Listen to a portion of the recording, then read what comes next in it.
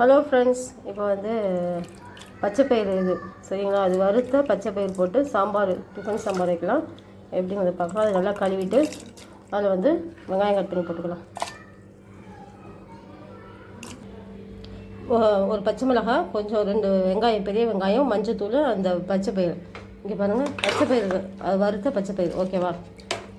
இது அப்புறம் ஒரு பெரிய தக்காளி, ஒரு 2 கத்திரிக்காய் எல்லாத்தையும் போட்டு கொஞ்சம் உப்பு, 1 ஸ்பூன் அளவுக்கு, இந்த கரண்டியால் 1 ஸ்பூன் இப்போ எல்லாத்தையும் போட்டு ஒரு 3 விசில் வைக்கலாம் ஃப்ரெண்ட்ஸ்.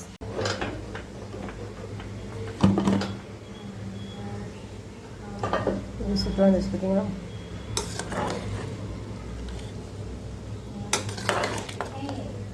கடைஞ்சிட்டு தாளித்து ஊற்ற வேண்டியதான். இப்போ வேணுங்கிற அளவுக்கு நம்ம தண்ணி ஊற்றிக்கலாம். கொஞ்சமாக புளி கரைச்சிக்கலாம், கொஞ்சம் புளி தண்ணி ஊற்றிக்கலாம். கொஞ்சம் எண்ணெய் ஊற்றி கடுகு போட்டுக்கலாம். கொஞ்சம் சாம்பார் பொடி, அடுப்பு ஆஃப் பண்ணிக்கலாம்.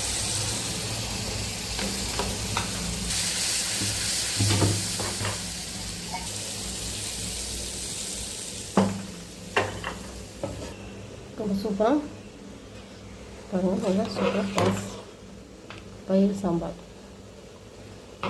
இது இப்போ நீங்கள் ட்ரை பண்ணி கமெண்ட் பண்ணுங்கள். மணலி மார்க்கெட் சேனல் சப்ஸ்கிரைப் பண்ணிக்கோங்க. தேங்க்யூ. பாருங்கள், நல்லா பயிர் சாம்பார், கத்திரிக்காய் அரிஞ்சிக்கிட்ட பயிர் சாம்பார். இது வந்து பீக்கங்காய் சட்னி. இதோட வீடியோலாம் வந்து நம்ம மணலி மார்க்கெட் சேனல் இருக்குது, போய் பார்த்துக்கோங்க. உங்கள் வீட்டில் என்னன்னு சொல்லி கமெண்ட் பண்ணுங்கள். தேங்க்யூ.